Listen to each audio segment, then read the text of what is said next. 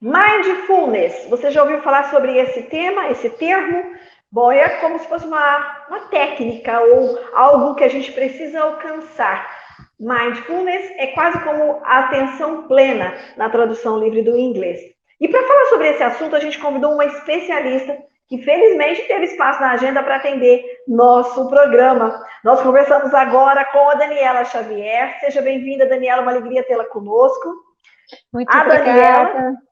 a Daniela, que é psicóloga da Unidade de Saúde Escola da Universidade Federal de São Carlos, a UFSCar, é doutoranda do programa de pós-graduação de enfermagem da pós-graduação e instrutora do programa de promoção à saúde baseado em Mindfulness, ou seja, é a pessoa certa para a gente perguntar o que é Mindfulness, afinal de contas, Daniela. Eu agradeço a vocês terem chamado, é muito bacana a gente poder estar falando sobre isso, que a gente percebe que é uma grande estratégia para enfrentar esses momentos atuais, né? Agradeço a oportunidade. Mindfulness, ele é um traço ou estado mental presente em todas as pessoas, em maior ou menor grau. O que a gente normalmente fala quando a gente está falando sobre mindfulness, são estratégias técnicas que foram desenvolvidas há milhares de anos e que agora a nossa ciência está aproveitando e desenvolvendo e checando, né, os benefícios e esses benefícios estão sendo comprovados e a gente está entregando em diferentes ambientes, né? Seja ambientes de cuidado em saúde, seja nas universidades, nas escolas, nos ambientes empresariais, no esporte. Então, respondendo essa pergunta simples, é algo que nós já temos na nossa mente, mas ao mesmo tempo são estratégias para desenvolver essa capacidade, esse traço mental. Daniela, você diria que essa seria uma ferramenta para que nós possamos conter o avanço da ansiedade, que está como se fosse uma pandemia também para o mundo? Estamos todos muito ansiosos, né? E agora, nesse momento de pandemia, mais ainda. Então, Mindfulness, na sua opinião, poderia ser, sim, uma ferramenta que vem nos ajudar a vencer isso? Você tem toda a razão, Gislaine. Pode nos ajudar bastante, né?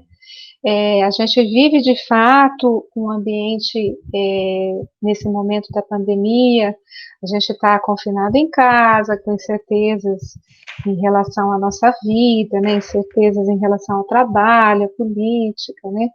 E, de fato, a gente fazer uma prática desse tipo, a gente pode desenvolver mais esse traço mental e ser capaz de modular, né, de conseguir não somente reagir a essa situação que tende a ser estressante, mas a gente passa a ter uma pausa maior para pensar e conseguir sair fora, muitas vezes, desse estado, né, e se acalmar. Entendi. Tanto é que eu dei uma rápida pesquisada acerca do assunto, notícias sobre esse tema, e só nas últimas horas a gente conhece aí notícias como, por exemplo, a prática de mindfulness reduz a dor muscular crônica nos profissionais de saúde que estão na linha de frente do combate ao coronavírus. Tem um projeto da USP que está ensinando pela internet a prática do mindfulness como forma de combater a ansiedade e a depressão. Tem até uma médica infectologista divulgando essa prática como maneira também de combater esse ambiente tão nocivo à nossa saúde. Mas vamos lá, Daniela, o que é que a gente tem que fazer para alcançar, então, isso que já existe dentro de nós e que eu, por exemplo, não tenho jeito e maneira de alcançar isso, não. Tenho uma dificuldade enorme de chegar nesse conceito, nessa prática. Bem-vinda ao clube, porque justamente a gente tem essa dificuldade porque a gente não exercita, né? Tem uma pesquisa muito interessante que foi realizada em 2010 com 2.225 adultos. Foi distribuído para eles um aplicativo e aleatoriamente essas pessoas eram chamadas para dizer ao longo do dia delas o que elas estavam fazendo, se elas estavam com a cabeça ali no que elas estavam fazendo ou se elas não estavam com a cabeça ali, né? E o que elas estavam sentindo, qual era o sentimento. E chegaram à conclusão que as pessoas estão fazendo alguma coisa, mas com a cabeça em outro lugar, em 50% do tempo, mais ou menos. E quando nós estamos nessa condição, eu estou lavando louça, mas eu estou pensando na conta que eu tenho para pagar, né?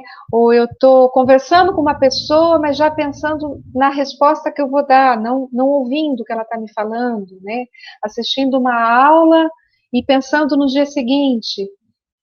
Quando eu estou nesse estado mental de não estar presente, normalmente o que está presente é uma insatisfação, né? É uma sensação de que é um pouco desagradável. E aí, algumas pesquisas têm mostrado que, de fato, estados emocionais adversos, depressão, ansiedade, normalmente envolvem esse não estar presente. O que fazer para desenvolver? Como é uma habilidade, é a prática. Vamos pensar numa habilidade similar, né, mas é física, né? Eu preciso desenvolver minha força, por exemplo, o meu alongamento. Não adianta eu ir na academia um dia e ficar 5 horas e depois não fazer mais. O que vai me desenvolver é a disciplina, é todos os dias pegar um pouquinho de peso, fazer um pouquinho de corrida. E aí, com isso, eu vou estar apto a, em algum momento que eu precisar mais de um esforço, eu vou ser capaz de fazer. Qual é o Então, exercício indicado, Daniela, para minha mente fazer isso um tiquinho todo dia? Como é que funciona? a gente vai ter agora, nesse momento de pandemia, inúmeros aplicativos, eles muitas vezes estão abrindo gratuitamente para as pessoas praticarem, né? E também no Centro Mente Aberta, que foi onde eu fiz a formação, o professor Marcelo Demaso, que está dando bastante entrevista, as pessoas que trabalham com isso estão se dispondo muito a falar, né, para poder divulgar para as pessoas. A gente usa ferramentas simples do tipo, a gente usar uma âncora no próprio corpo, nas sensações corporais, por exemplo, ou na própria respiração. E deixar um despertadorzinho para marcar, vamos supor, 2 minutos, que eu vou prestar atenção na minha respiração. E com isso eu posso ir desenvolvendo. É legal esses aplicativos e essas aulas que o pessoal está oferecendo, porque existem alguns elementos, algumas atitudes que realmente ajudam a cultivar mindfulness e não virar uma tortura. Que é, por exemplo, porque uma das atitudes necessárias para cultivar o mindfulness é a aceitação do momento presente. E a abertura, a generosidade para o que eu observar. Porque isso quer dizer que se eu começo a observar minha mente, né, eu fico quietinha ali, ponho o despertador, começo a observar. E aí eu percebo que minha mente fugiu, eu tendo uma atitude de abertura e aceitação, eu vou falar, tá bom, minha mente fugiu, então eu posso trazer de volta, sem brigar comigo mesmo. Né? E aí, fugiu de novo? Eu trago de volta, porque eu sei que a mente vai fugir, porque é característico da mente ficar buscando informações, Vagando. vagando. Eu trago de volta com essa gentileza, com essa atitude de curiosidade. Aí, com isso, eu vou fortalecendo. Né? Se eu vou fazer isso sem essa atitude, o que vai acontecer? Minha mente vai fugir, eu vou falar, mas por que minha mente está fugindo? Eu não sirvo para isso, eu tenho que mudar de prática, eu não fui feita para isso. Então eu fico me julgando.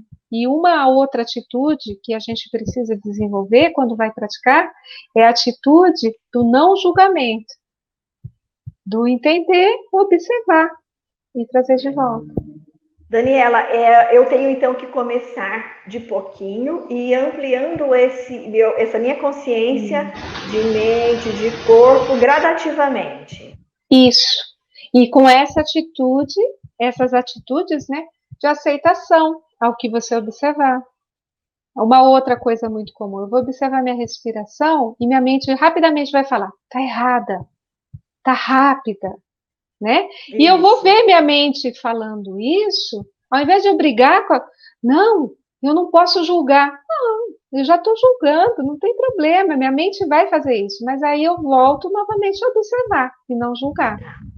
Daniela, é uma prática que é para fazer sozinho ou pode ser feita por um grupo de pessoas? Você disse nas empresas, e eu também recebi um material de que as empresas estão utilizando muito isso para acalmar a ansiedade dos seus colaboradores nesse momento de pandemia. Então, quando as pessoas forem fazer, elas precisam estar sós, ou isso é uma prática que pode ser feita em grupo, por exemplo? Ela pode ser feita tanto só como em grupo. A gente, além dessa prática que a gente vai fazer curtinha de nós mesmos, existem uns programas que foram desenvolvidos para treinar habilidades, né? São baseados em mindfulness. Então, por exemplo, esse MBHP, que foi a minha formação, é promoção de saúde baseada em mindfulness. Isso teve início em 1979, com o professor John Kabat-Zinn, um psiquiatra. Ele trabalha na Universidade de Massachusetts, nos Estados Unidos, e ele criou um modelo de 8 semanas de prática para ensinar pessoas a desenvolver o mindfulness, em grupo. Então, vão sendo treinadas habilidades em 8 semanas e depois a pessoa segue fazendo a prática o resto da vida. Então, esses grupos, eles vão formando de maneira que você se torne autônomo para fazer a sua própria prática. E isso acontece em grupo, normalmente. Né? E existe um benefício de fazer em grupo, porque a gente em grupo se motiva, né? A gente troca, a gente também tem aquela coisa, né? Às vezes eu acho que só a minha mente foge. Eu falo, eu não sou boa para isso, eu vou desistir. E aí eu vejo um relato de uma outra pessoa, a pessoa fala, minha cabeça voou o tempo todo. Você fala, nossa! Eu também posso, né? Eu também posso.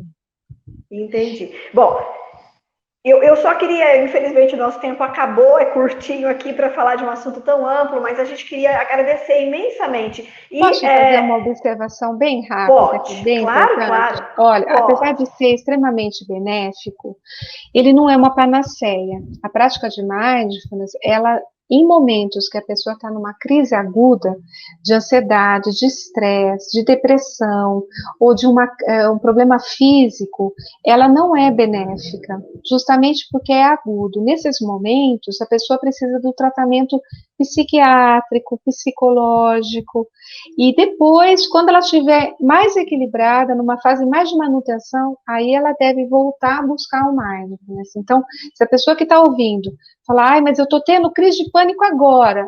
Não, primeiro não você se trata. Não. Certo. E depois adota essa prática para evitar novas crises. Exato, manutenção. É o ideal. Tá bom, minha linda. Muito obrigada, viu, Daniela, por dispor do teu tempo para falar com a gente, para mostrar para o público do Simples Assim essa prática que pode. Eu vou começar hoje. Obrigada. Que joia, ótimo. Agradeço, muito obrigada. Beijos a todos. Beijo.